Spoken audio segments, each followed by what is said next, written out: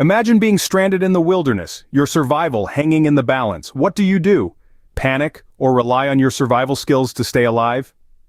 In a world where the unexpected happens, being equipped with the right survival skills is not just a hobby, it's a necessity. In this video, we'll be covering 12 simple yet practical survival skills that could mean the difference between life and death. We're not talking about complex Bear Grylls style maneuvers here. No, we're focusing on the basics. The skills that are easy to learn but have the potential to drastically increase your chances of survival in any situation. From starting a fire without matches, purifying water, to basic self-defense techniques, we've got you covered. So buckle up as we dive into the world of survivalism and learn skills that could make all the difference in a life or death situation. Survival is the art of adaptation, and it begins with mastering a few fundamental skills. The first of these is fire starting. A source of heat, light, and a means to cook food, fire is a cornerstone of survival. Now you might think, but I always carry a lighter. That's great, but what happens when you lose it or it gets wet? Learning to create fire without matches or a lighter is crucial. One method is flint striking. The sparks from a flint and steel can ignite dry tinder, providing you with a viable fire source. The next skill on our list is water purification. Water is life, but in the wild, it can also carry disease-causing bacteria and parasites. One of the simplest ways to ensure your water is safe to drink is by boiling it. Heat your collected water over a fire until it reaches a rolling boil, then let it continue to boil for at least 1 minute. This should kill most harmful organisms and make the water safe to drink. Last, but certainly not least, is knot tying. A good knot can mean the difference between a secure shelter and one that falls apart in the middle of the night. Two knots that every survivalist should know are the bowline and the square knot. The bowline is perfect for creating a loop that won't tighten or loosen, making it great for securing gear or constructing shelters. The square knot, on the other hand, is a simple and reliable way to join two ropes or ends of a single rope together. With these skills, you're already better prepared to face a survival situation. Remember, the key to survival isn't about having the most gear or the fanciest tools. It's about knowledge, adaptability, and the will to survive. These three skills, fire starting, water purification, and knot tying, are the building blocks of survival. Master them, and you've taken your first steps towards becoming a true survivalist. Next up is food procurement, because even survivalists need to eat. It's not just about finding food, but finding the right food that will provide you with the energy you need to keep going. First up, we've got basic foraging. You might be surprised by how many common plants and mushrooms are edible. Dandelions, clover, and morel mushrooms are just a few examples of foods you can find in the wild.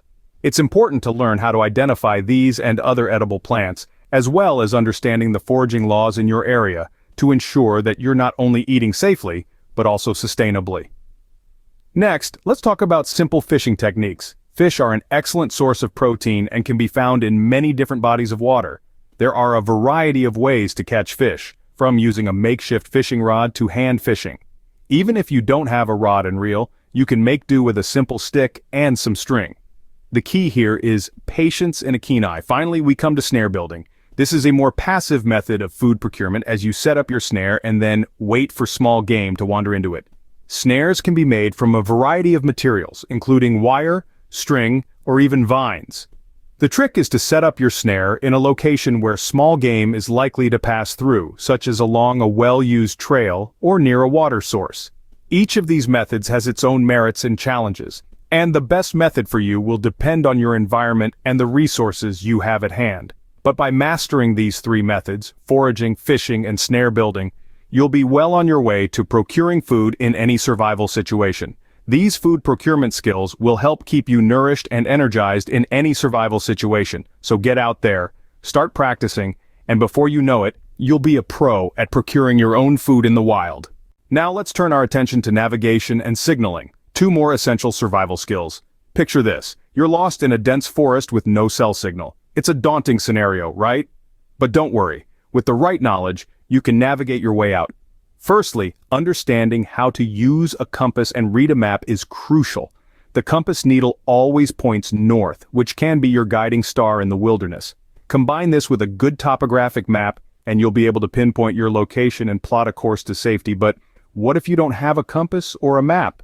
Nature provides its own navigational tools. During the day, the sun rises in the east and sets in the west. At night, the stars can be your guide. In the northern hemisphere, for example, you can find the North Star, which always points true north. Now, what about when you're stuck and can't get to safety on your own? That's when signaling for help comes into play. Mirrors can be a lifesaver. By reflecting the sun's rays, you can catch the attention of a passing aircraft or a distant search party. Even a piece of broken glass, a shiny watch, or a polished can lid can do the trick. Whistles, too, can be heard over long distances and through dense forest. 3 short blasts is an internationally recognized distress signal. If you don't have a whistle, shouting or banging rocks together can work too. You can also use natural markers to create signals visible from the air. Piling up rocks or logs or creating an SOS signal in a clearing with bright clothing or a tarp can alert rescuers to your location. Remember, the key to effective signaling is to make yourself as visible and loud as possible. And when it comes to navigation, always know your cardinal directions and trust in nature's signs. With these skills, you can navigate your way out of a tricky situation and signal for help if necessary. Onwards, we go to the next set of survival skills, self-protection and first aid. Stay tuned as we continue to build your survival toolkit. Survival isn't just about finding food and water, it's also about protecting yourself and treating injuries. Let's delve into the world of self-protection and first aid. 2 crucial components that you must master to stand a fighting chance in an emergency situation. When it comes to self-defense, you don't have to be a martial arts expert. The key is to equip yourself with simple techniques that can be used against potential threats. This could be as straightforward as knowing how to wield a branch as a spear or using everyday items like a pen or keys as improvised weapons. If you're in an area where it's legal and you're comfortable with it, carrying a firearm or bear spray could provide an additional layer of protection. Remember, the goal is not to engage but to deter or escape from potential threats. Now, let's shift our focus to first aid essentials. In survival situations, it's common to sustain injuries, from minor scrapes to more severe wounds. Understanding how to treat these injuries is imperative. First things first, always clean the wound. Use purified water if possible to rinse away dirt and bacteria. Next, apply an antiseptic if you have one. This could be a commercial antiseptic cream or even honey, which has natural antibacterial properties. Then, it's time to bandage the wound. If you don't have a first aid kit, get creative. Use a clean cloth, a bandana, or even a piece of clothing. The goal is to keep the wound clean and prevent infection. In more severe cases, knowing how to create a tourniquet to stop severe bleeding or how to perform CPR could be life-saving skills. It's worth investing time to learn these techniques and potentially take a first aid course. With these self-protection and first aid skills, you're equipped to handle threats and manage injuries until help arrives. But remember, the best way to survive is to avoid injury and conflict in the first place. Stay safe out there. Finally, let's talk about shelter and comfort, the final pieces of the survival puzzle. In the wild, your shelter is your home, your fortress, your refuge. It's more than just a roof over your head. It's a sanctuary that protects you from the elements and gives you a place to rest, recuperate, and plan your next move. And just like any home, it needs to be built correctly. Mastering the art of shelter building is a top priority. The simplest and most efficient method is to use a tarp and tree branches. Choose a location that's flat and free of hazards, like falling branches or flooding. Your shelter should be just big enough for you to lie down in to conserve heat and materials. Use the branches to create a frame, then secure the tarp over it to create a barrier against wind and rain.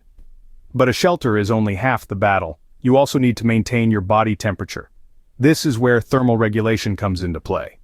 In survival situations, hypothermia and heat stroke are just as dangerous as any predator. To stay warm, layer your clothes. Remember, it's easier to take off layers if you're too hot than to put on layers you don't have. And here's a nifty trick. Heat up rocks or water bottles and place them in your sleeping bag or clothes. They can act as portable heaters, providing warmth for hours. But be careful not to burn yourself. And remember that not all rocks are safe to heat. Some can explode when exposed to intense heat. In the wilderness, comfort is not a luxury, it's a necessity. Comfort boosts morale, promotes restful sleep, and increases your chances of survival. So take the time to make your shelter as comfortable as possible. Use leaves or grass as bedding to provide insulation from the cold ground. With these shelter and comfort skills, you're ready to withstand the elements and rest easy until rescue arrives. And there you have it. 12 simple survival skills that could save your life. We've journeyed through the basics of fire starting, water purification, and knot tying. We've explored food procurement through foraging, fishing, and snare building. We've navigated the art of map reading, stargazing, and emergency signaling. We've delved into the essentials of self-defense and first aid, and finally, we've learned how to build shelters and maintain our body temperature for comfort. Each of these skills is a crucial stepping stone towards self-reliance and preparedness. They are not just for the direst of emergencies, but can serve you in everyday situations too. The more you practice, the more confident you will become in your ability to face any challenge. Remember, the best time to prepare is now, before you ever need to use these skills. So start practicing and stay safe out there. If you found these survival tips helpful, don't forget to smash that like button, subscribe to our channel, and hit the notification bell so you don't miss out on any future updates. But we don't want this to be a one-way conversation. Share your own survival tips or questions in the comments below. We're all in this together, learning from each other. So let's keep growing, let's keep evolving, and let's continue to build a thriving survival community together.